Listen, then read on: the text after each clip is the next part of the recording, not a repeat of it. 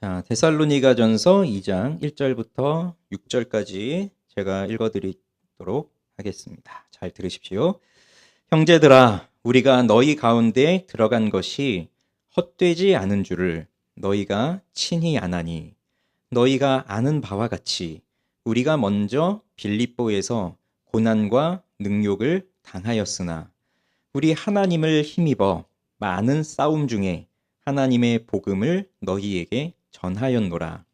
우리의 권면은 간사함이나 부정에서 난 것이 아니요 속임수로 하는 것도 아니라 오직 하나님께 옳게 여기심을 입어 복음을 위탁받았으니 우리가 이와 같이 말함은 사람을 기쁘게 하려 함이 아니요 오직 우리 마음을 감찰하시는 하나님을 기쁘시게 하려 함이라. 너희도 알거니와 우리가 아무 때에도 아첨하는 말이나 탐심의 탈을 쓰지 아니한 것을 하나님이 증언하시느니라. 또한 우리는 너희에게서든지 다른 이에게서든지 사람에게서는 영광을 구하지 아니하였노라. 아멘. 데살로니가 교회는 새로운 공동체로서 마케도니아와 아가야에 있는 모든 믿는 자들의 본이 되었습니다. 데살로니가 사람들이 교회로 모이게 된 것이 채 1년도 되지 않은 짧은 기간이었지만 이 상황에서 모든 믿는 자의 본이 될 수 있었던 것은 이들에게 올바른 회심의 역사가 일어났기 때문입니다. 그래서 이들이 우상들을 버리고 하나님께로 돌아와서 하나님을 섬기고 예수 그리스도의 다시 오심을 기다리는 새로운 공동체로서의 삶을 살아갔기에 그들은 모든 믿는 자들의 본이 되었던 것입니다. 그러면 이들이 올바르게 회심할 수 있었던 그 배경은 어디에 있느냐? 첫째는 바른 복음이 전파되고 가르쳐졌기 때문입니다. 바울이 복음을 정말 제대로 가르쳤어요. 3주밖에 안 됐지만 3주, 가르쳤던 기간이 3주밖에 되지 않지만 그냥 대충 예수 믿으세요. 뭐 예수 믿으면 천국 갑니다. 뭐 복 받으실 겁니다. 뭐 아니면 요즘 유행하는 쇼츠처럼 그냥 짧게 대충 말하고 끝난 것이 아니라 우리 이제 뒤에 데살로니가전서 또 뒤에 데살로니가 후서까지 보시면 바울이 하는 말 중에 반복되는 게 뭐가 있냐면 내가 이미 너희에게 말한 바와 같이 너희가 이미 알고 있는 것처럼 그러니 거의 기독교의 모든 내용들을 이미 다 가르쳤어요. 3주 동안. 그러니 제대로 가르친 겁니다. 제대로 전하고 제대로 가르쳤어요. 두 번째는 본이 되는 신실한 목자가 있었던 겁니다. 인도자가 있었던 겁니다. 본이 되는. 바울, 실라, 디모데 이런 사람들이 그냥 말로만 가르친 것이 아니라 정말로 그들의 삶으로 본이 되어준 거예요. 그러니 말로만 들은 게 아니라 이렇게 살아가는구나 하는 것을 바울을 통해서 실라를 통해서 디모데를 통해서 보게 되니까 더 확실하게 이게 진리구나라는 것을 확실히 아는 거고요. 아주 짧은 기간이었지만 그들의 삶을 통해서 세 번째는 말씀을 받고자 하는 열심이 이 데살로니가 사람들에게 있었어요. 그냥 말씀을 듣고 배우기는 하는데 그게 저 바울이라고 하는 사람이 갖고 있는 뭐 또 다른 하나의 생각이구나라고 받는 게 아니라 바울이 전하는 저 말이 하나님의 말씀이구나. 우리를 창조하신 만왕의 왕이신 하나님의 말씀이구나라고 받는. 그러니까 말씀을 받기 위해서, 말씀을 깨닫기 위해서 부지런히 배운 거죠. 그다음 네 번째는 깨닫게 하시고 변화를 주시는 성령의 은혜가 있었던 겁니다. 아무리 열심히 가르치고 열심히 배워도 성령의 은혜가 임하지 않으면 그냥 하나의 지식에 불과한 거예요. 깨달음은 성령께서 주시는 겁니다. 말씀을 깨닫는 것. 그러니 성령의 은혜가 있으니 말씀을 받고 깨닫고 깨닫게 되니까 삶이 변화되면서 본을 보여주는 삶이 되는 거예요. 지금 우리 교회에도 또 우리 이 한국 교회에도 올바른 회심의 역사가 계속해서 일어나려면 바르게 가르쳐지고 또 그 본이 되는 인도자들이 있고 그리고 말씀을 받고자 하는 열심으로 배우고 성령의 은혜가 충만하게 있어야 바른 회심이 끊임없이 일어나는 겁니다. 그런데 시간이 지날수록 우리 조국 교회 안에 이 바른 회심, 올바른 회심이 일어나는 것이 좀 줄어드는 것 같아서 안타까운 생각이 들 때가 많아요. 교회 수는 늘어나고 교인 수는 이제 좀 줄어드는 추세가 있긴 하지만 그래도 계속해서 또 교인들이 늘어나잖아요.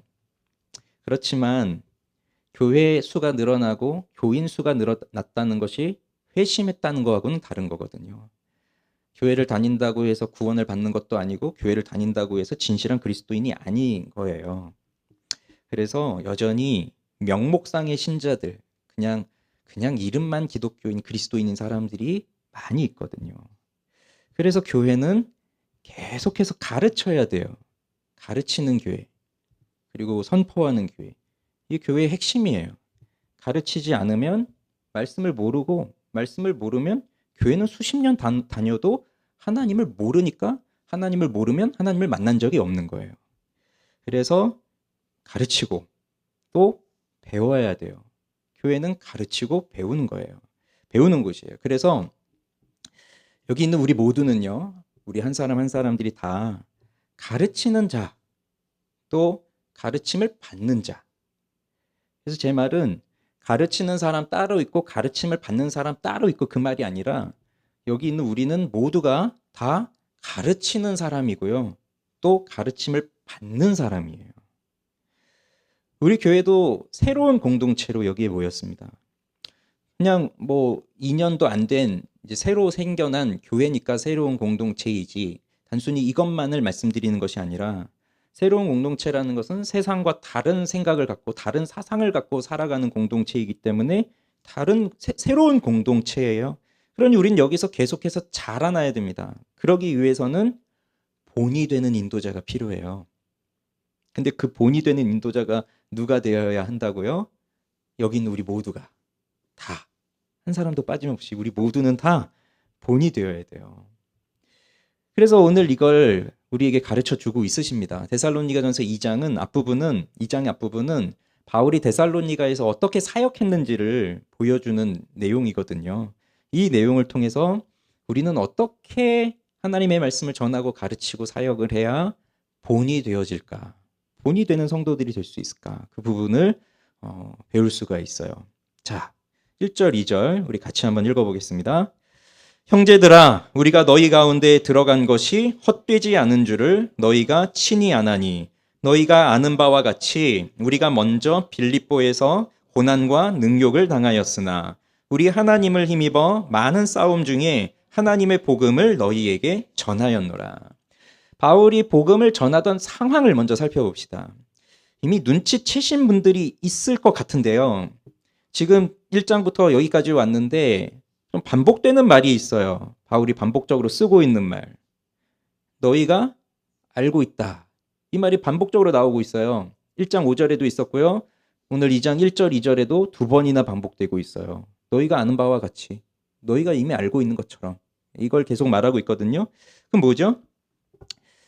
늘상 얘기 드리지만 성경에서 반복되는 거는 그냥 지나갈 일이 아니고 이건 굉장히 강조하고 있기 때문에 반복해서 쓰고 있는 거거든요. 그걸 찾아내면 여기 이야기를 해석하는데 좋은 단서들이 돼요. 중요한 거예요.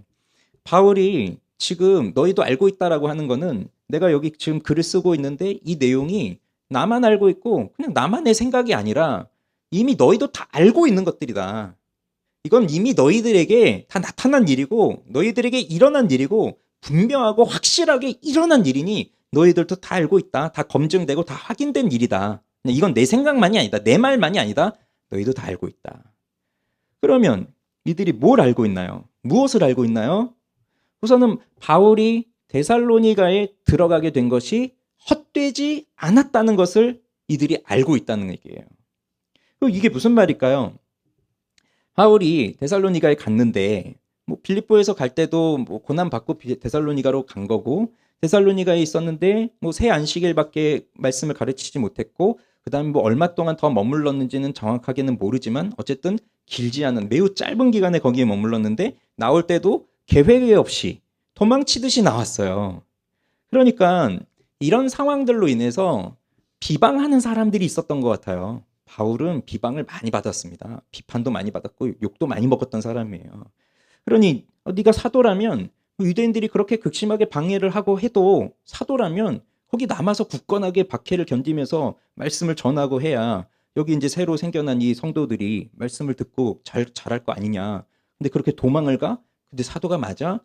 그러면서 데살로니가에는 왜 간 거야? 그 너 가서 쓸데없는 일만 했구나. 뭐 이런 얘기들이 있었던 것 같아요.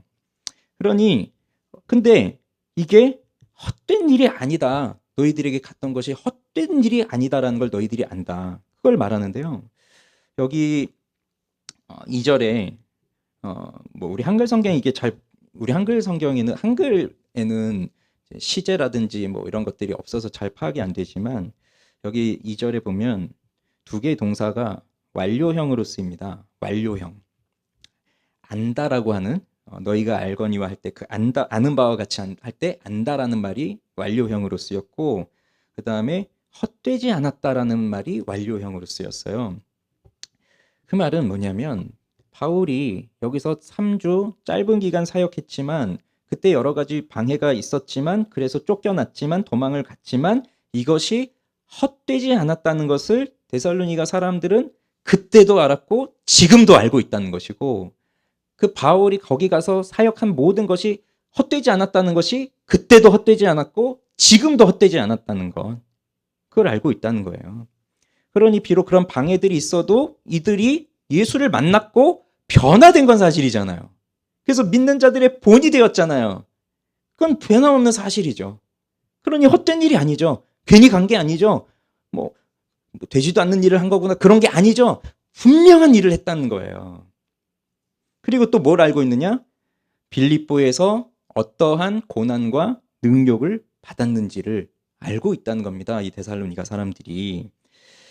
데살로니가 가기 전에 빌립보를 갔는데 빌립보에서 점치는 귀신 들린 여종, 그 귀신 들려서 점을 치는 여자를 바울이 고쳐줬어요. 그랬더니 이 사람으로 점쳐서 돈을 벌던 사람들이 돈벌이가 끊어지니까 바울을 고소해요. 로마 사람들이 받을 수 없는 그 이상한 풍속을 전한다고 바울과 신라를 고소해가지고 바울과 신라가 감옥에 갇히고 옷이 벗겨지고 매를 맞고 두 발은 착고가 채워지고 그런 일을 당해요. 로마 시민권을 가지고 있었던 바울과 신라였는데 뭐 그런 거 알아보지도 않고 그냥 옥에 가두고 때리고 아주 흉악범으로 몰린 거죠. 복음을 전하다가 감옥에 갇힌 겁니다. 이건 뭐 그냥 어떤 사람이 개인적 앙심을 품고 데려다가 가둔 게 아니라 공권력에 의해서 갇힌 거거든요. 지금 나라의 정부에 의해서 공권력에 의해서 갇히고 이런 부당한 대우를 복음을 전하면서 받은 거예요. 기본적인 자유도 빼앗긴. 이 바울이 이렇게 되었다는 것은 복음을 전하다 이런 일은 얼마든지 일어날 수 있다는 것. 바울만이 아니라 우리 모두에게 그걸 가르쳐 주는데 그런 일들을 겪고 데살로니가에 온 겁니다. 그러니 데살로니가에 오기 전에 매 맞고 그랬으니 아직도 뭐 상처도 있고 뭐 하겠죠. 그리고 그 빌립보에서 있었던 이야기들을 또 바울이 한 것 같아요. 그러니 어떠한 고난과 능력을 받고 여기에 왔는지도 이 데살로니가 사람들은 다 알고 있다는 거예요.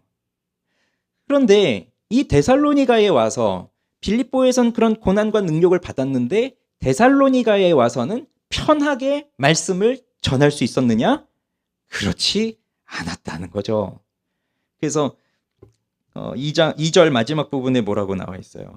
우리 하나님을 힘입어 많은 싸움 중에 하나님의 복음을 너희에게 전하였느니라. 많은 싸움 중에 라고 하고 있습니다. 많은 싸움 중에. 유대인들이 극심한 박해가 있었어요. 불량배들을 다 모아다가 바울이 거하고 있을 것 같은 야손이라고 하는 사람 집에 습격해서 바울을 찾아내려고 하지만 못 찾았어요. 그러니까 야손과 그 형제들을 고소하고 그들은 또 잡혀가가지고 보석금을 내야 풀려나고 이런 일들이 일어났던 겁니다.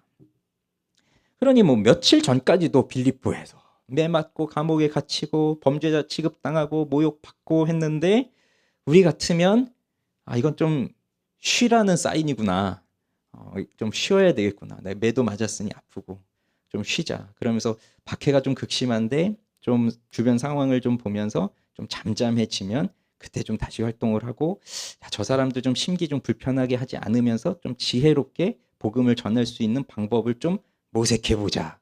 이렇게 생각을 할 텐데 근데 바울은 그런 생각이 없죠. 와서 바로 복음을 전하는 거예요. 데살로니가에 와서도. 뭐 유대인들이 뭐 어떻게 하든 복음을 전해요. 근데 여기 우리 성경에는 복음을 너희에게 전하였노라 아주 간단하게 쓰여졌지만 사실 헬라어로도 이건 한 단어예요. 근데 그냥 전했다라는 뜻을 가지고 있는 단어가 아니라 자유로이 말하다, 담대히 말하다, 두려워하지 않고 직접적으로 말하다, 이런 뜻을 가지고 있는 단어인데 담대하게 그게 빠져 있죠. 대신에 하나님을 힘입어 너희에게 전하였다, 이제 그런 식으로 좀 그런 뉘앙스를 살리기는 했지만 어쨌든 바울은 담대히, 자유로이, 누구의 눈치도 보지 않으면서 두려움 없이 직접적으로 이 말씀을, 복음을 전했다는 겁니다. 이것이 믿음의 본이 되는 선배들, 글쎄요, 선배들이라고 해야 될까요? 근데 뭐 이 믿음의 본은 뭐 지난번 말씀드린 것처럼 나이 뭐 이런 거 상관없으니까, 뭐 교회 오래 다닌 횟수 이런 것도 상관없으니까요. 근데 이제 뭐 믿음의 본이 되는 선배가 될 수도 있고, 후배가 될 수도 있고, 교사가 될 수도 있고, 아니면 저 같은 목회자들이 될 수도 있고, 또 리더들이 될 수도 있고, 뭐 부모가 자녀의 본이 되고, 그렇다고 부모만 뭐 본이 되는 게 아니라 자녀도 또 본이 되고 뭐 하잖아요. 그러니까 이 예수를 믿는 사람들이 믿음의 본으로서 살아간다면 지금 바울이 겪고 있는 이 일들을 그들도 함께 동일하게 인생 속에서 겪는다는 겁니다. 이 상황은 바울에게만 주어진 상황이 아니라 우리에게도 주어진 상황이라는 거예요. 그럼 한번 생각을 해볼까요? 우리도 때로 잘 이해가 되지 않는 부분이 있어요. 다른 건 모르겠는데 하나님이 복음을 전하라고 우리에게 사명을 주셨고, 그래서 큰 마음을 먹고 복음을 전하러 나갔는데, 복음을 전하다 보면 우리 생각에는 하나님이 좀 상황도 다 만들어 주시고 여건도 다 만들어 주시고 저 사람 마음도 좀 부드럽게 이렇게 미리 좀 손좀 봐주시고 해서 내가 가서 딱 예수님 믿으세요 하면 저 예수님 믿겠습니다 이렇게 하고, 그러면 우리는 정말 신나서 또 전도하고 뭐 전도의 기쁨이 있고 그러면 좋을 텐데, 그런데 전도해 보면 이런 일이 일어나지 않는다는 것을 해보신 분들은 다 아시잖아요. 거의 없잖아요. 큰맘 먹고 내가 다른 거 하는 것도 아니고 예수를 전한다고 했는데, 근데 마치 하나님이 아무것도 안 해주시는 것처럼 어려운 환경, 어려운 상황, 아주 그 박해가 심한 강팍한 사람, 이런 사람을 만나게 하면서 힘든 상황들이 있어요. 왜 하나님은 우리가 전도할 때 좀 좋은 환경과 여건을 만들어주지 않으실까? 이해가 잘 안 될 때도 있어요. 자, 우리나라 사회는 지금 이 바울이 겪는 것처럼 우리가 복음을 전하다가 공권력에 의해서 감옥에 갇히고 이런 일들은 거의 일어나지 않는다고 봐야죠. 그렇지만 그렇다고 해서 복음을 전하는 일에 아예 방해가 없느냐? 그건 아니고 오히려 더 교묘하고 더 무서운 방식으로 우리를 방해하고 있습니다. 복음을 전하지 못하도록. 우리가 세상에서 살면서 내가 예수 이야기를 하지 않으면 사람들하고 똑같은 대우를 받으면서 사는 거예요. 그냥 똑같이. 근데 내가 어느 순간에 나 예수 믿어요, 당신도 예수 믿으세요 라는 것을 말하기 시작했다고 해보세요. 시선이 달라집니다. 부담스러워할 수도 있어요. 같이 안 할 수도 있어요. 제가 옛날에 어린이 부서 사역할 때, 전도사 때 학교 앞 전도를 나갔었어요. 우리 교회 가까이 있는 학교에 평일에도 아이들 학교 시간에 맞춰서 전도를 하러 나갔는데, 지금은 뭐 분위기가 좀 다르지만 그때만 해도 뭐 그런 거 많이 했어요. 그래서 뭐 사탕 하나 들고, 이렇게 사탕 바구니 이제 딱 들고 애들 나오면서 교회 다니니 이렇게 물어보면서 이렇게 하니까 계속 나가니까, 한 번만 나가는 게 아니라 계속 나가니까 이제 얼굴이 익혀지니까 거기서 몇몇 아이들하고는 관계가 생겨가지고 떡볶이 사주세요 해가지고 또 떡볶이 사주고, 그러면서 몇몇 애들을 교회로 데려오고, 교회로 데려오니까 또 자기들을 차로 데리러 오라 그래가지고 제가 그때 뭐 10시 12시 두 번을 예배를 드렸는데 10시 예배 드리고 또 나가가지고 차로 걔네들 태우고 12시 예배 또 드리고 아무튼 뭐 그렇게 뭐 전도하고 아이들 뭐 이렇게 했는데, 근데 어느 엄마가 저한테 딱 한마디를 하시는 거예요. 나도 교회 다니는데 이런 것 좀 하지 마세요. 그래서 뭐 전도하다 보면 전도하지 마세요, 이런 거 하지 마세요, 이런 이야기는 뭐 많이 듣잖아요. 들을 수 있잖아요. 그 감안하고 가는데, 지금도 충격이고 그때 좀 가슴이 아팠던 건 뭐냐면 그 앞에 말, 나도 교회 다니는데 이런 거 하지 마세요. 이러는 거예요. 아니 불신자들은 아무 말도 없어요. 교회 안 다니는 분들은 주면 다 잘 받아가요. 근데 교회 다닌다는 사람이 전도를 못하게 하네? 박해를 하네? 내 핍박을 신자들에게 받는구나. 이런 생각을 하게 됐어요. 신자도 핍박하는데 불신자는 말을 안 했을 뿐이지 얼마나 속으로 욕하고 있었겠어요. 그러니까 어떤 형식이든 전도를 하면 사람들은 싫어합니다. 예수, 천국, 불신지옥 뭐 이렇게 외치는 사람 있잖아요. 그런 사람 보면 싫어해요. 근데 교회 다니는 사람들이 또 더 싫어하기도 해요. 근데 그로 하여금 거기 가서 사람들의 그런 조롱과 멸시가 있어도 예수, 천국, 불신, 지옥을 외칠 수밖에 없는 그 사람 속에 있는 그 구령의 열정을 보면 어떻게 욕할 수 있겠어요? 신자로서, 같은 신자로서 오히려 부끄러워해야죠. 난 저렇게 못하는데 난 왜 저렇게 전도를 못할까? 방법은 어떻게 됐든지 간에. 그래서 우리는 이 땅에서 그리스도인으로 산다는 것은 때로 부당한 대우를 받을 때도 있고 내가 이것으로 인해서 받아야 할 대가도 있는 거예요. 치러야 할 대가도 있고. 그러면 나는 어떤 대가를 치르고 있나요? 그리스도인으로서 본을 보이는 삶을 살아가기 위해서 하나님의 말씀을 전하고 가르치는 삶을 하고 있다면 나는 어떠한 대가를 지금 치르고 있나요? 어떠한 것을 바치고 있나요? 아마 오늘날 우리가 대부분 난 이런 걸 치르고 있어요. 이런 걸 희생하고 있어요. 라고 생각한다면 아마 시간일 겁니다. 시간. 대부분. 어제 교리반을 시작했어요. 한 30명이 교리반을 시작하셨어요. 토요일 와서 어제 9시 넘어서 끝나서 집에 거의 또 끝나자마자 안 가시더라고요. 그냥 30분 더 해버릴까 봐요. 그냥. 뭐 집에 가시면 뭐 10시, 11시 뭐 됐을 거예요. 그리고 오늘 아침에 또 나오신 거예요. 그런 걸 보면 시간을 들이셨어요. 이런 거 안 했으면 뭐 토요일날 편하게 누워 있다가 편하게 있다가 내 할 거 하다가 주일날 아침에 좀 늦잠도 자고 이렇게 나올 텐데 시간을 쓴단 말이죠. 시간만이 아니죠. 교리반 하라고 했더니 돈도 내래요. 회비를. 거기다 돈도 내요. 그 왔더니 돈만 내면 되는 줄 알았더니 또 와서 또 좀 섬기래요. 제가 다음 주에 또 얘기하려고 하는데 청소를 좀 해야 될 것 같아요. 교리반하고. 아 이거 속았네. 뭐 공부만 시켜주자 했더니 돈도 내고 청소도 하라 그러고. 근데요 생각해 보십시오. 내가 하나님 나라를 위해서 뭔가를 하고 있는데 그게 대가라고 생각을 하면서 내가 희생하고 있구나 라고 생각한다면 왜 그런 것일까? 달리 좀 생각해 볼까요? 만약에 우리가 타락하지 않았어요. 죄를 짓지 않았어요. 그럼 우린 뭐 하고 있을까요? 설마 에덴 동산에서 과일이나 따먹고 그러고 놀고 있을 거라고 생각하시는 건 아니죠? 하나님이 우리에게 일을 주셨어요. 사명을 주셨다고요. 그러니 우리는 타락하지 않았어도 아주 바쁘게 살았을 거예요. 그 하나님의 나라를 이루어가는 바쁜 사역자로. 그러면 그때 뭘 하겠어요?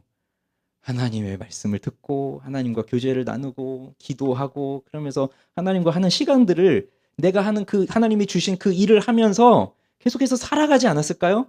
근데 그때 그걸 보면서 아 지금 바빠 죽겠는데 여기서 성경 읽어야 돼? 바빠 죽겠는데 기도해야 돼? 바빠 죽겠는데 지금 교회 가서 또 이것도 해야 돼? 이런 생각이 들까요?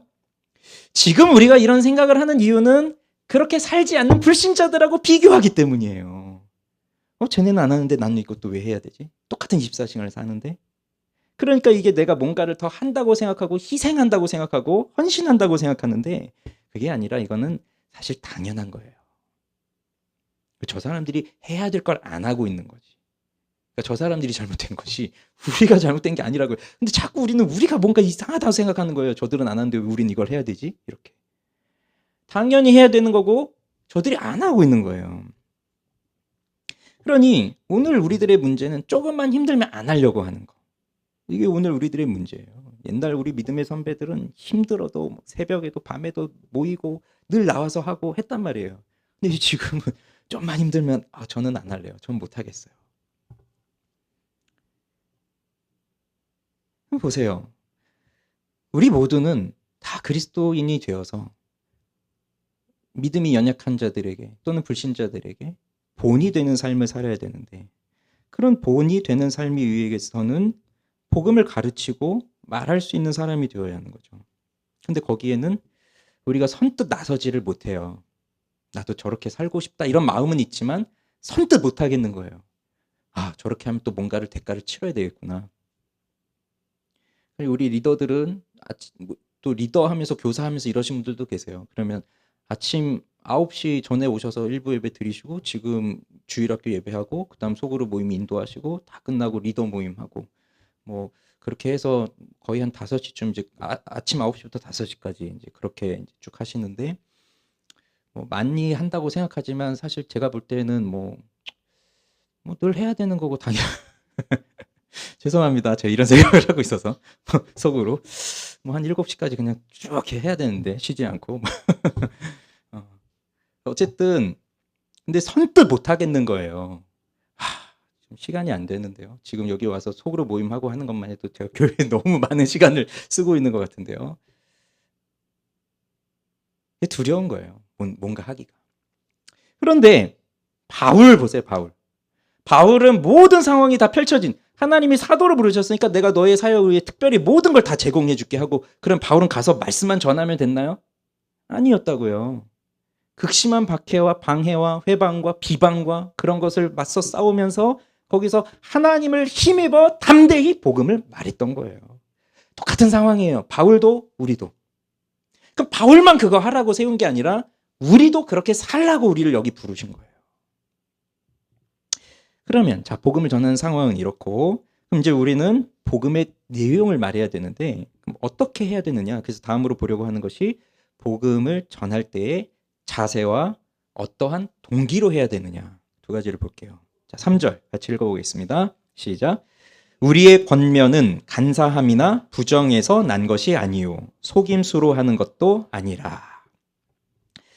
여기 보시면 바울의 이 고백을 통해서 복음을 전하는 자가 또 말씀을 가르치는 자가 하지 말아야 될 것, 갖지 말아야 될 것, 그 자세가 나옵니다.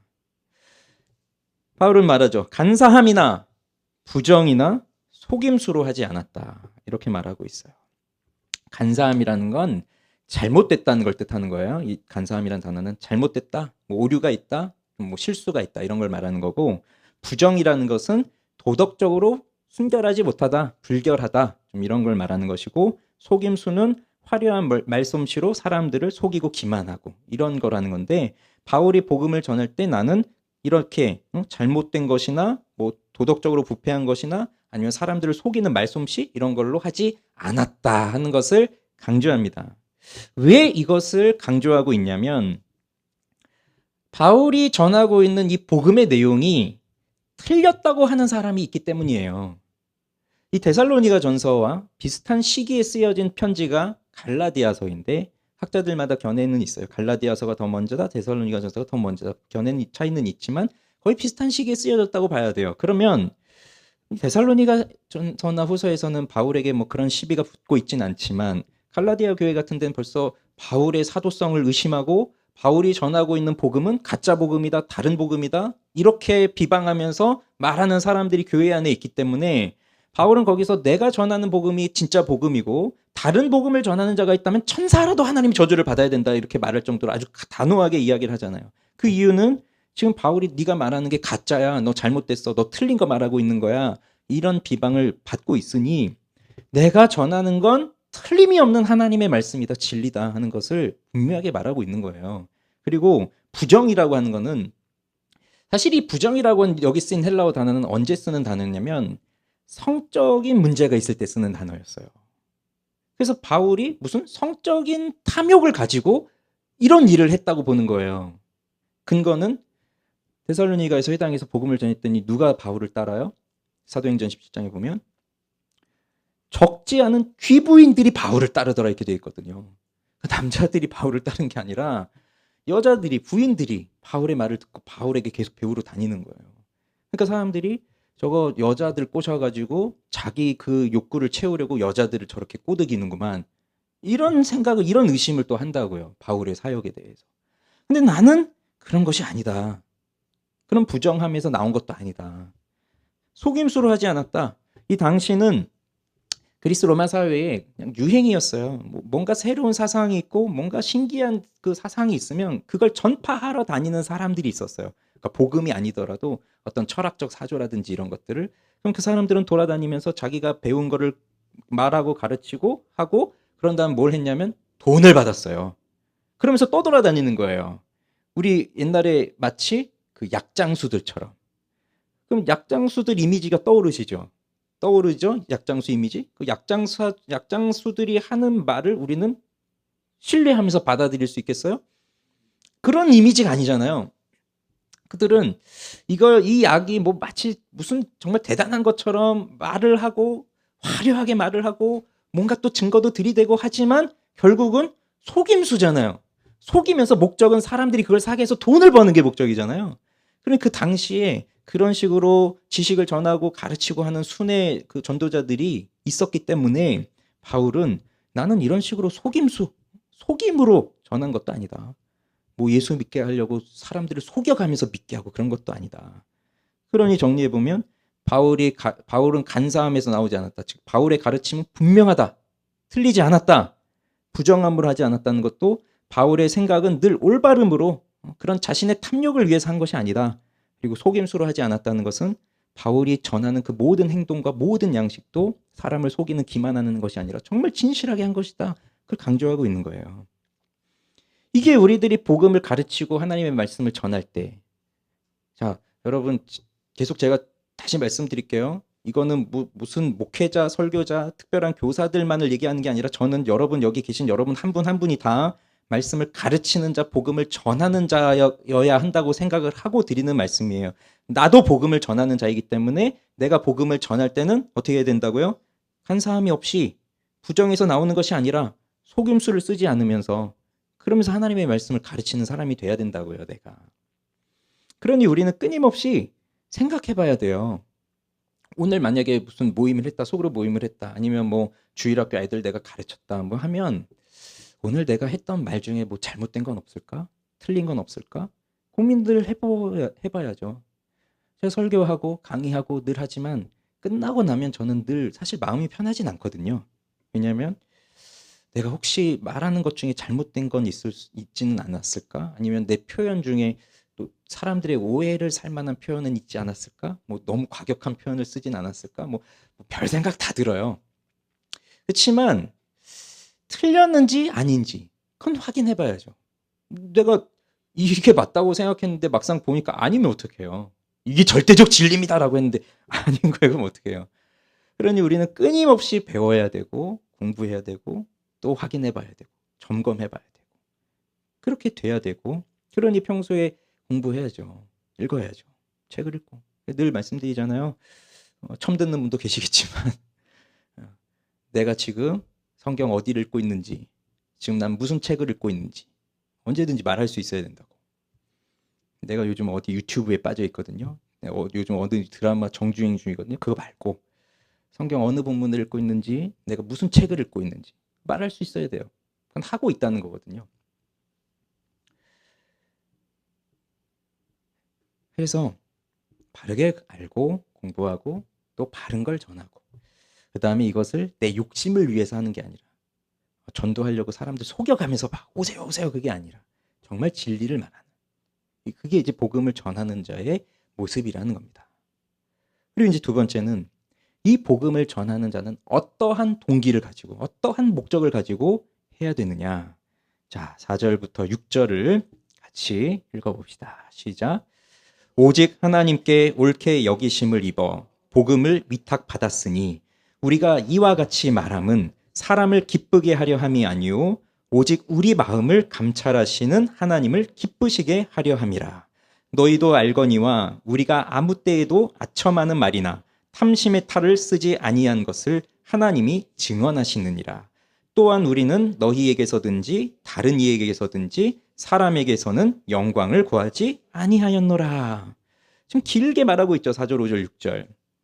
그럼 여기서 말하고 있는 바울의 이 사역의 동기, 이렇게 복음을 전하는 목적, 그것은 하나님을 기쁘시게 하는 것이다. 사람을 기쁘게 하는 것에 있지 않다. 그겁니다. 하나님을 기쁘시게 하기 위해서 이 일들을 하고 있는 거예요. 이 일들을 간사함으로, 속임으로, 부정으로 하지 않는 이유는 하나님을 기쁘시게 하기 위해서. 잘 생각해 보십시오. 우리가 사람으로 이 땅을 살아가고 있습니다. 그럼 내가 사람이라면 우리에게 주어진 일들이 있고 그 일들을 하게 됩니다. 그러면 그 일을 하게 될 때 가장 우리 안에서 강력하게 작용하고 있는 동기는 바로 인정받고 싶은 동기예요. 이게 다 있어요. 사람이라면 누구나 다 있어요. 뭘 해야 되는데 인정받고 싶은 마음이 있는 거예요. 이왕 하는데. 특히 내면이 건강하지 않으면 건강하지 않을수록 그 인정받고 싶은 욕구는 더 큰 거예요. 제가 별로 재미가 없잖아요. 그냥 감사해요. 웃어주신 분들이 있어요. 마음이 아주 선하신 분들. 그렇지 않은 분들은 벌써 눈초리가 이제.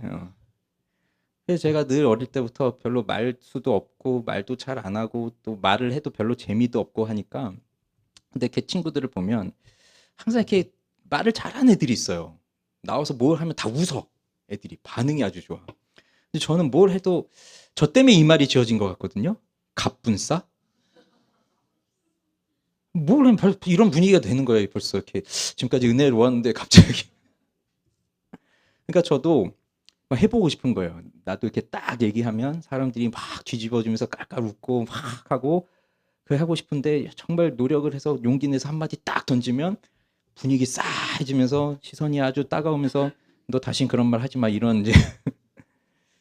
근데 왜 제가 그런 걸 하려고 하겠어요? 그렇게 비난을 받으면서 또 한다고요. 또 썰렁하다고 하면서 또 해요. 왜? 인정받고 싶은 거예요. 야, 너 진짜 웃기다. 너 재밌구나. 제가 가끔 사역하면서도 자꾸 가끔씩 이렇게 농담처럼 던지는데 여러분들이 안 웃어주셔서 제가 너무 당황할 때가 많아요. 눈치껏 그냥 웃어주세요. 인정받고 싶은 거예요. 너도 정말 재밌는 애구나, 뭐 이런 거. 어릴 때는 뭐 부모에게 인정받고 싶고, 학교 가면 선생님한테 인정받고 싶고, 친구들 사이에서도 인정받고 싶고, 뭐 어릴 때만 그런 게 아니라 커서도 직장 다니면서 일하면서 직장에서도 인정받고 싶고, 배우자에게 인정받고 싶고, 배우자가 나를 존경해 주길 원하잖아요. 인정받고 싶고, 또 자녀들이 나를 인정해줘서 아빠는 참 훌륭해, 인정받고 싶고. 다 그게 이제 우리들 마음이잖아요.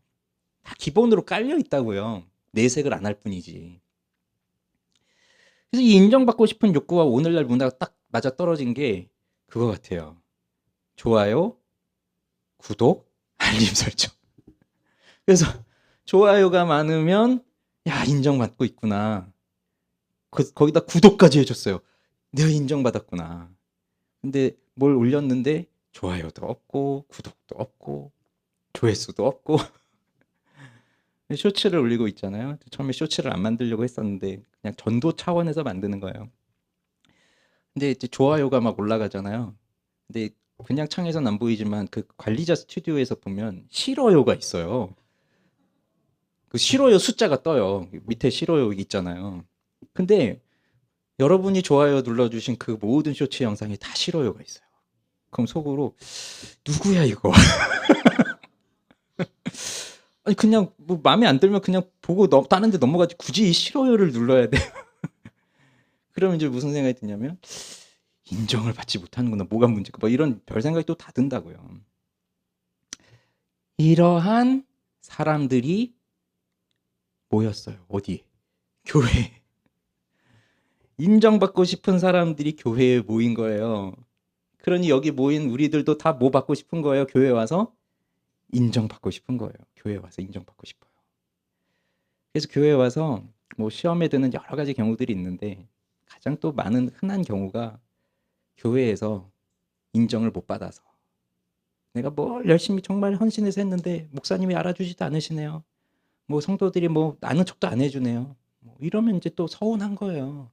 그게 다 어디 뭐가 있는 거예요? 인정받고 싶은 욕구가 이 안에 있는데 그게 안 되고 있는 거예요. 지금 교회 와봤더니. 교회 오면 날 인정해 주겠지 했는데 그것도 아닌 거예요.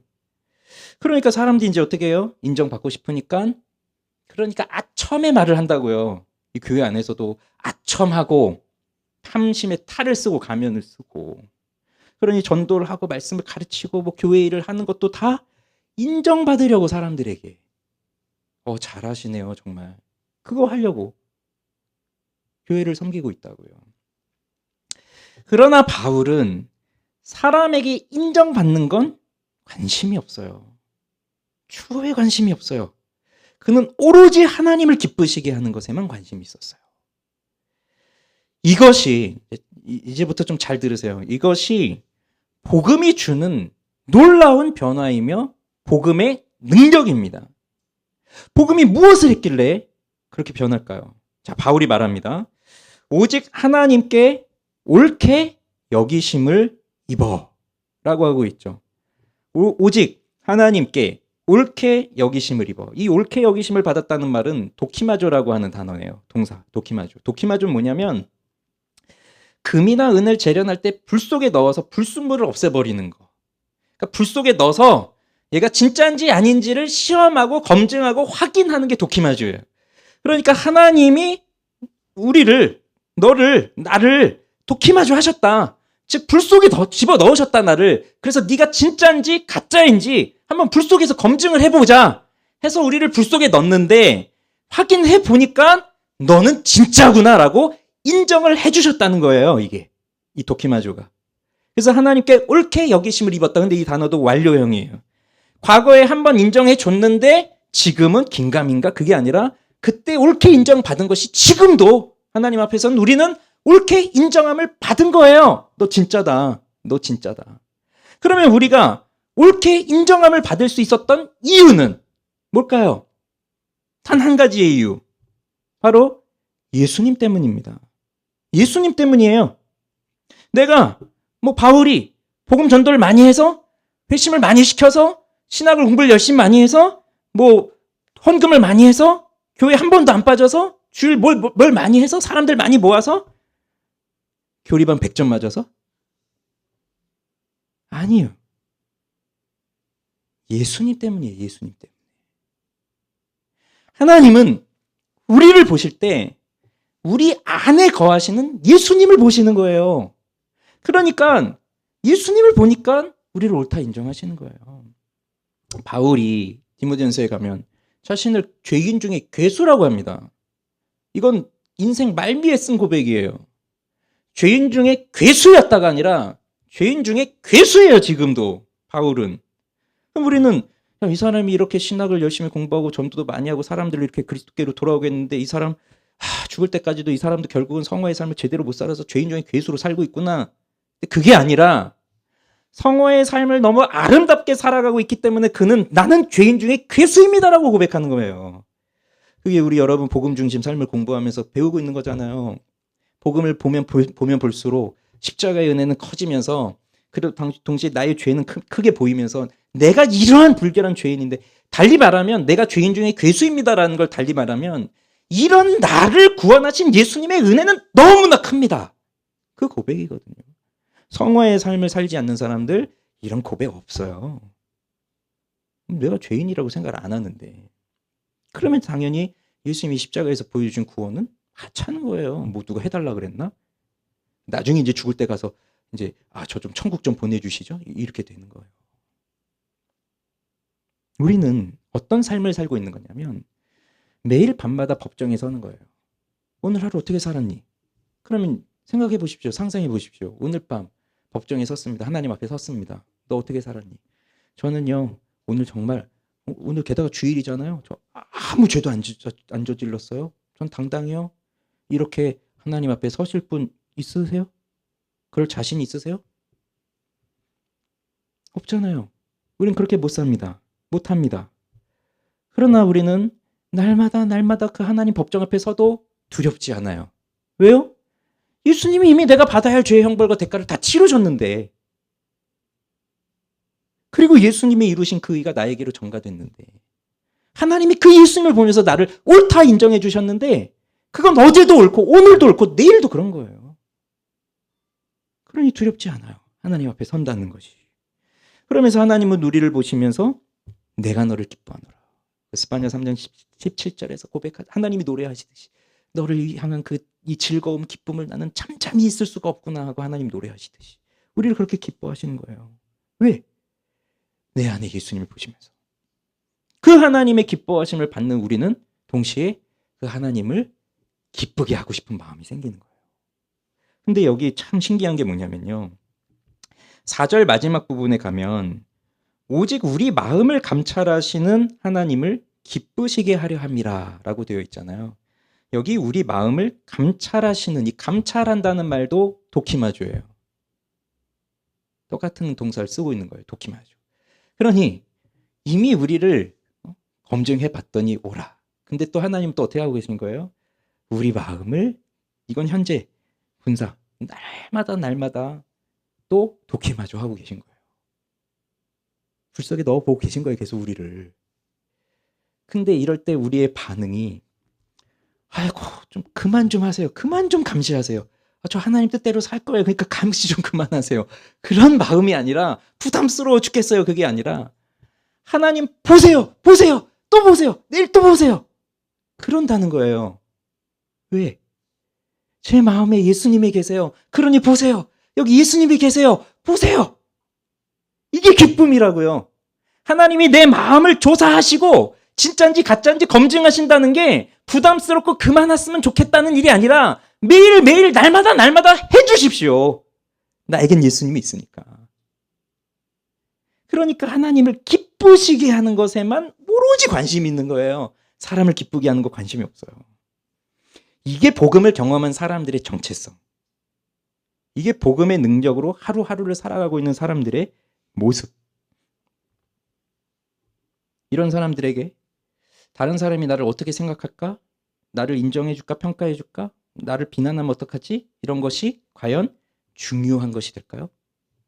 바울은 다른 편지에서 이렇게 말합니다. 고린도전서 4장 3절 4절인데요. 같이 읽어봅시다. 너희에게나 다른 사람에게나 판단받는 것이 내게는 매우 작은 일이라. 나도 나를 판단하지 아니하노니 내가 자책할 아무것도 깨닫지 못하나 이로 말미암아 의롭다함을 얻지 못하노라. 다만 나를 심판하실 이는 주시니라. 그러니 바울은요, 다른 사람에게 판단받는 거 나는 그거 아무것도 아니야 얘기하고 있는 거예요. 나를 판단하실 분은 오직 주님이시다. 그러니 누가 날 인정해주고 누가 날 욕해? 관심이 없어요. 그러니 뭘 하든지 사람에게 잘 보이기 위해서 하는 게 아니에요. 하나님을 기쁘시게 하는 게 목적이에요. 그러면 여러분, 사람의 기쁨을 구하고 있다면, 내가 사람에게서 영광을 찾고 있다면, 그거는 사람에게 인정을 받고 싶다는 거고요. 내가 사람에게 인정받고 싶다는 건 그 사람에게 칭찬을 받고 싶은 거예요. 칭찬에 대한 욕구, 칭찬에 대한 굶주림. 그런데 그 칭찬을 받고 싶은 건 반대로 그 사람에게 비난받는 게 너무 두려운 거예요. 이렇게 되면 사람이 사람을 두려워하게 됩니다. 늘 뭘 하든지 저 사람이 날 인정해 줄까? 저 사람이 날 칭찬해 줄까? 저 사람이 나 잘못됐다고 하면 어떡하지? 비난하면 어떡하지? 늘 이 생각이 이제 있는 거예요. 그러면 결국 사람이 무서운 거예요. 두려워요, 이제 사람이. 그럼 이제 어떻게 돼요? 사람이 두려우니까. 사람이 두려우니까 뭔가를 해도 잘할 것 같죠? 열심히. 그렇지만 잘 들으세요. 사람이 두려우면 대충 하게 됩니다. 왜냐고요? 하나님을 두려워하고 하나님을 기뻐하는 사람은 모든 일을 하든지 하나님께 기쁨이 되게 하기 위해서 하기 때문에 모든 일에서 최선을 다하여 열심히 해나가요. 그런데 사람이 두려운 사람은 그 두려워하는 사람 앞에서 하는 것이기 때문에 그 사람 앞에서는 뭔가 열심히 하지만 그 사람이 이제 갔어요. 그러면 무장해제. 아, 내 사람 눈치 보면서 하느라 너무 힘들었는데 아, 이제 좀 쉬어야지. 그러니까 대충 한다고요. 눈 가리고 아웅이에요. 이 사람 있을 땐 잘하는데 없으면 그냥 본성이 나오는 거예요. 어차피 그 사람한테만 잘 보이면 되는 거니까. 이게 내 목적이니까. 그런데 복음은 이걸 몰아내는 겁니다. 사람에게 인정받고 싶고 사람들 눈치를 보면서 사람들 비위에 맞추면서 살고자 하는 이 심리를 몰아내는 게 복음이에요. 그게 복음이에요. 오늘 이따 소그룹 할 때 이런 내용들을 다루시게 될 겁니다. 여러분 어떤 삶을 사셨는지 여러분 자기 리플렉션을 하게 될 시간이 있을 거예요. 잘 보세요. 오늘 말씀도 잘 생각해 보면서 한번 봐보세요. 내가 얼마나 사람의 인정에 목말랐는지. 근데 오늘 말씀 보십시오. 예수님의 하나님께서 이렇게 옳게 여기심을 입어서 지금 복음을 바울에게 복음을 맡겨 위탁받았으니라고 되어 있잖아요. 그러니까 예수님으로 인해서 그 하나님을 기뻐하는 자에게는 그 하나님의 기쁨을 받는 자에게 복음을 위탁하셨는데 즉 맡겨주셨다는 거예요. 복음을 맡겨주셨다. 맡겨주신 거예요. 그러니 우리는 다 하나님이 우리한테 복음을 맡기셨습니다. 그럼 뭘 해야 되는 거예요? 복음을 맡기셨으니까. 그 복음을 말하는 겁니다. 자, 우리 여기 이제 여러 사람들이 모여 있는데 우리 빗소만 교회에 이제 점점 많은 분들이 모여서 많은 사람들이 모이게 됐어요. 그럼 우리 빗소만 교회에 있는 많은 분들 중에서 가장 사람의 인정에 목마른 사람이 누구일까요? 예? 전 단언컨대 저라고 생각합니다. 아니에요. 어떻게 목사님이 저예요. 뭐 이런 분위기가 전혀 없고 다 적극적 긍정의 동의에 맞아요. 목사님이지. 그런 분위기신데 맞아요. 이게 목회자들의 최고의 약점이에요. 돈? 사실 뭐 저 돈 별로 상관없어요. 관심도 별로 없어요. 뭐 많든 적든 뭐. 근데 오늘 설교를 참 잘하셨네요. 재밌네요. 설교가 끝나면 뭐 준비할 때도 마찬가지고 늘 그런 것에서 자유롭지 못해요. 솔직히 말씀드리면. 설교를 했는데 죽으면 어떡하지? 뭐 이런 것부터 시작해서 때로는 뭐 힘들 때도 있다고요. 이게 준비하는데 너무 힘들 때도 있고 그러면 정말 제가 너무 부끄러운데 옛날에 있었던 교회에서 그때 제가 강도상가 뭐 그럴 때인데 본당에서 설교를 처음 하게 된 날이 있었어요. 근데 그 교회는 그 당시 벌써 한 15년 전인데 그 당시부터 벌써 생방송을 하고 있었거든요. 그럼 뭐 해외로 다 생방송 되는 거예요. 생방송 설교를 지금 막 해야 되는 거예요. 그날 밤을 꼬박 샜어요. 생방송. 이거 어떡하지? 잘해야 되는데. 그래서 제가 그 고민을 이제 우리 그 당시 행정 목사님한테 고민을 말씀드렸죠. 제가요 이제 첫 설교였는데 또 생방송이라 너무 떨리고 너무 해서 잠도 잘 못 잤어요. 그랬더니 그 목사님이 하는 말이 그때 강도사였나? 아무튼 뭐 강도사님은 뭐 그런 것 때문에 그 고민을 해요. 나는 내가 전하는 설교로 성도들이 꼴을 먹지 못하면 어떡할까? 그걸로 고민하는데. 이렇게 말씀하시니까 너무 또 비교가 되는 거예요.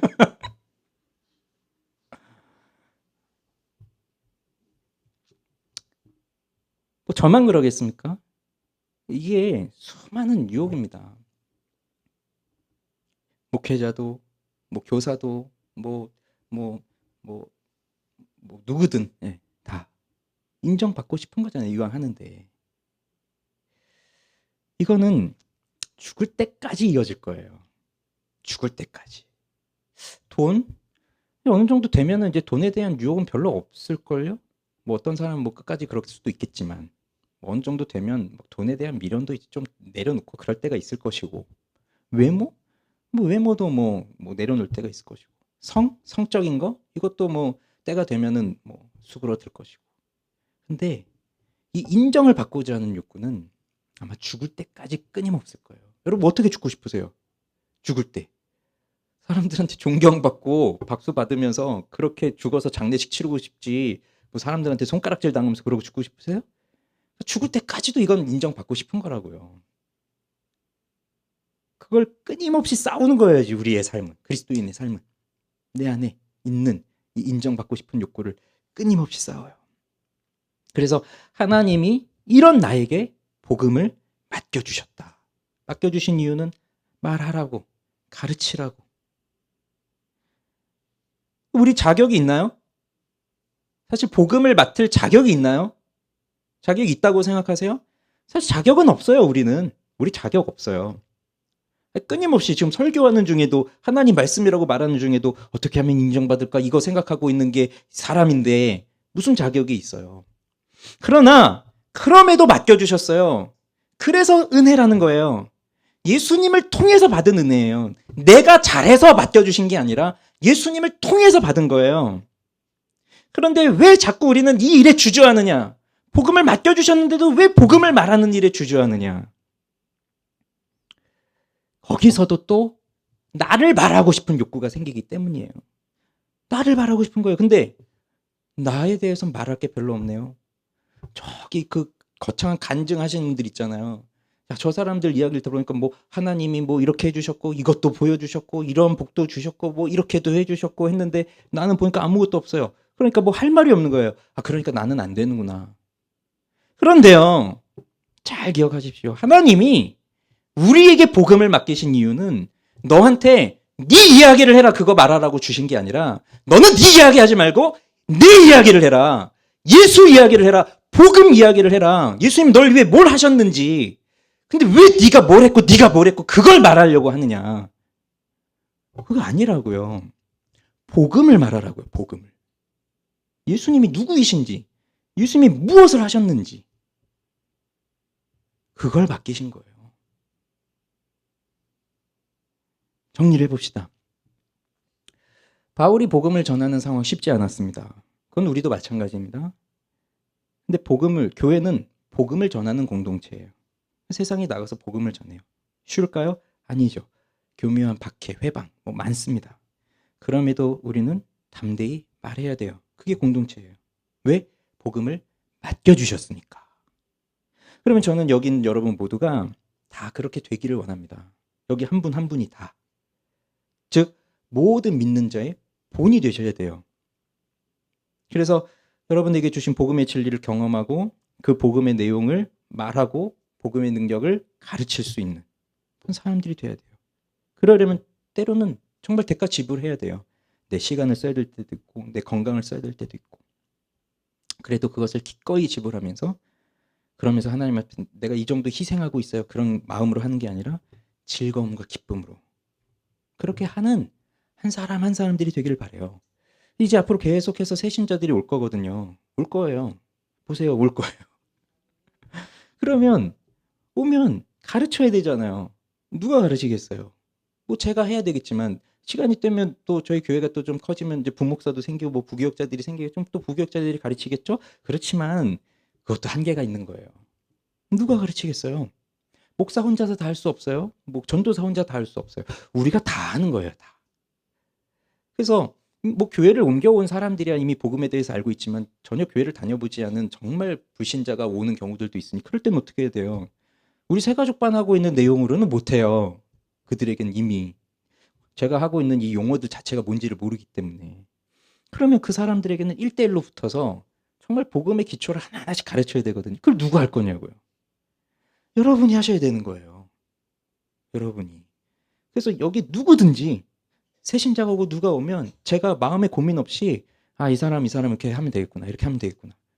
그 고민이라는 게 뭐냐면 이분에게 이게 맡겨주시면 이분이 이걸 할 수 있을까? 이렇게 되면 못 맡기잖아요. 근데 우리가 다 이제 복음의 능력을 경험하고 복음에 대한 이해를 갖고 그 복음의 지식을 알고 그래서 그 복음이 나를 어떻게 변화시켰는지를 가지고 있어서 만나는 사람들에게 누구든지 어느 때든지 오늘 갑자기 오늘 이분 좀 20주 동안 1대1 양육 좀 해주세요. 1대1 양육이 뭐 1주하고 끝나는 게 아니라 최소한 10주, 15주, 20주 이렇게 가야 된다고요. 그래야 복음의 내용을 가르치지. 그거 해주세요. 아, 알겠습니다. 뭐 더 해야 될 사람 없어요? 제가 한 5명은 가능한데 뭐 이런 분들이 돼가지고 그래서 새신자들을 하고 그러면 좋겠다는 마음이 들어요. 우리가 다 한 사람 한 사람이 그리스도의 본이 되어서. 김형국 목사님이라는 분이 이런 얘기를 합니다. 공감되는 이야기라 제가 좀 같이 읽어드려요. 건강한 교회라고 하면 제일 먼저 생각하는 게 사람들이 재정 비리가 없고 민주적으로 의사를 결정하고 목회자의 성추문이 없는 교회를 먼저 떠올립니다. 하지만 정말 건강한 교회는 우리를 변화시킨 복음을 끊임없이 다른 사람에게 알려줘서 종소리가 울려 퍼지도록 이 복음이 모든 지역으로 복음을 흘려보내는 교회가 건강한 교회입니다. 소통 잘 되고 재정 비리 없고 이런 민주적인 절차를 지키는 집단은 세상에도 많습니다. 교회 말고도 세상에 그런 집단은 많다는 거예요. 그러니까 우리의 꿈이 그런 조직이 되는 것이 우리의 꿈일까요? 이렇게 물어요. 아닙니다. 우리의 꿈은 공동체에 주신 하나님 나라 복음을 개개인이 잘 살아내고 살아낸 만큼 후배들에게 잘 전달해 주면서 자신은 계속해서 주님을 따라가는 것. 이게 우리가 꿈꾸는 교회의 모습이지 재정 비리 이거는 당연한 거예요. 당연한 거. 이거 했다고 무슨 건강한 교회니 뭐니 그게 아니라 이건 당연한 거고 그러니까 목적 자체가 거기에 멈춰 있으면 안 된다는 얘기예요. 우리 교회는 재정 비리가 없어. 우리 교회는 아주 민주적이야. 그게 우리가 꿈꾸는 교회가 아니라고요. 우린 여기서 한 사람 한 사람들이 복음으로 변화를 받아서 그 복음을 사람들에게 말할 수 있는 교회가 돼서 많은 사람들이 이 복음의 능력을 가지고 이제 더 이상 사람들 눈치를 보면서 사람들 비위에 맞추면서 사람들 기뻐하려고 하는 그 자기 인정 욕구를 벗어버리고 하나님만 기쁘게 하는, 하나님을 기뻐하는 교회가 되어야 하는, 이게 우리 목적이지. 우리 그거 하라고 우리를 여기 모아주신, 그런 건 하고 싶으면 교회 말고 다른 데 가서 하시면 돼요. 다른 데 많아요. 할 수 있어요. 거기 친목회 가서 재정 비리 없애시고 없애시면 돼요. 여기는 하나님 말씀을 배우고 가르치고 배우고 가르치고 배우고 끊임없이 이거 하는 거예요. 교회는. 이제 여러분 귀가 따갑도록 제가 말씀드릴 거예요. 교회는 가르치는 교회, 선포하는 교회. 이게 안 되니까 교회가 지금 힘이 없는 거예요. 성도들이 삶이 제대로 되지도 않고 가르치지를 않으니까 설교도 안 되고 설교를 안 하니까 가르치지도 않고. 죄송해요. 좀 흥분했어요. 이제 좀 가라앉히고 말씀을 맺을게요. 새로운 공동체. 데살로니가 교회가 새로운 공동체고, 우리 빗소망 교회 새로운 공동체고, 우리 조국의 교회가 새로운 공동체입니다. 그럼 한 사람 한 사람들이 다 예수를 깊이 만나고 복음의 은혜를 경험하고 그래서 자기를 나타내고 인정받으려고 하는 그 목적으로 교회에 나와서 뭔가를 하는 게 아니라 날 위해 죽으시고 부활하신 예수 그리스도를 깊이 사랑하고 하나님께 기쁨을 드리고자 하는 것이 최고의 열망이 되어서 복음을 말하는 공동체가 되기를 소망합니다. 기도합시다.